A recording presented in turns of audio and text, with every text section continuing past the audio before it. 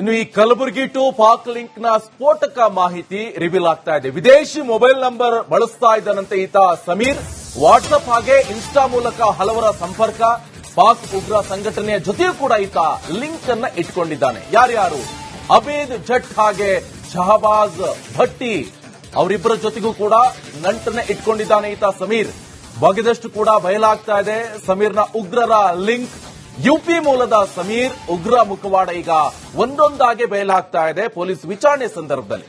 ಆತನ ಫೋಟೋಸ್ ಅನ್ನ ನೀವು ನೋಡಬಹುದು. ಮೊಹಮ್ಮದ್ ಸಮೀರ್ ಅಲಿಯಾಸ್ ಮುನ್ನಾ ಅಂತ ಅವನ ಹೆಸರು. ಆತನ ಇನ್ನೊಂದು ಹೆಸರು ಬೇರೆ ಇದೆ, ಮುನ್ನಾ ಅಂತ.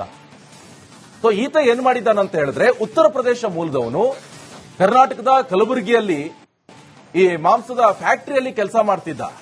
ಆದ್ರೆ ಬೆಳಗಿನ ಜಾವ ಕೆಲಸಕ್ಕೆ ಹೋಗ್ತಾನೆ, ರಾತ್ರಿ ಹೊತ್ತು ಈತನ ವ್ಯವಹಾರವೇ ಬೇರೆ. ಸೋಷಿಯಲ್ ಮೀಡಿಯಾದಲ್ಲಿ ಪಾಕಿಸ್ತಾನದ ಜೊತೆ ಲಿಂಕ್ ಅನ್ನು ಇಟ್ಕೊಂಡಿದ್ದ, ಅದು ಕೂಡ ಭಯೋತ್ಪಾದಕರ ಜೊತೆ ಲಿಂಕು. ಒಂದೊಂದೇ ಸ್ಫೋಟಕ ಮಾಹಿತಿಗಳು ಈಗ ಪೊಲೀಸ್ ವಿಚಾರಣೆ ಸಂದರ್ಭದಲ್ಲಿ ರಿವೀಲ್ ಆಗ್ತಾ ಇದೆ. ಸಮೀರ್ ವಿದೇಶಿ ಮೊಬೈಲ್ ನಂಬರ್ ಅನ್ನ ಬಳಕೆ ಮಾಡ್ತಾ ಇದ್ದಾನೆ. ಇನ್ಸ್ಟಾ ಮೂಲಕ ಹಲವರ ಜೊತೆ ಸಂಪರ್ಕವನ್ನ ಈತ ಇಟ್ಕೊಂಡಿದ್ದಾನೆ.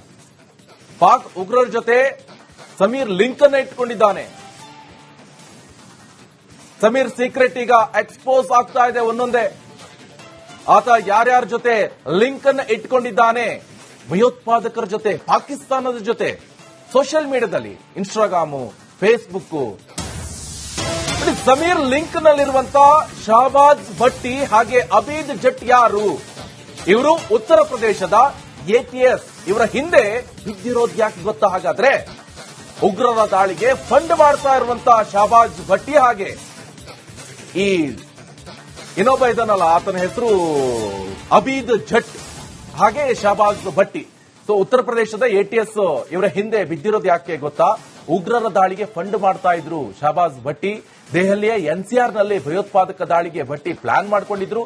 ಭಯೋತ್ಪಾದಕರಿಗೆ ಹ್ಯಾಂಡಲರ್ ಆಗಿದ್ದಾರೆ ಈ ಅಬೀದ್ ಜಟ್ ಹಾಗೆ ಈ ಶಹಬಾಜ್ ಭಟ್ಟಿ. ಇವರಿಬ್ಬರ ಜೊತೆ ಈ ಸಮೀರ್ ಲಿಂಕ್ ಅನ್ನ ಹೊಂದಿದ್ದ ಅಂತ ಗೊತ್ತಾಗ್ತಾ ಇದೆ. ಉಗ್ರರ ಕೃತ್ಯಕ್ಕೆ ಸೋಷಿಯಲ್ ಮೀಡಿಯಾ ಮೂಲಕ ಯುವಕರ ನೇಮಕವನ್ನ ಮಾಡಿಕೊಳ್ಳಲಾಗುತ್ತೆ. ಸಮೀರ್ ಕೂಡ ಏಜೆಂಟ್ ರೀತಿ ಪಾಕ್ ಉಗ್ರ ಸಂಘಟನೆ ಸಂಪರ್ಕವನ್ನ ಬೆಳೆಸಿಕೊಂಡಿದ್ದಾನೆ.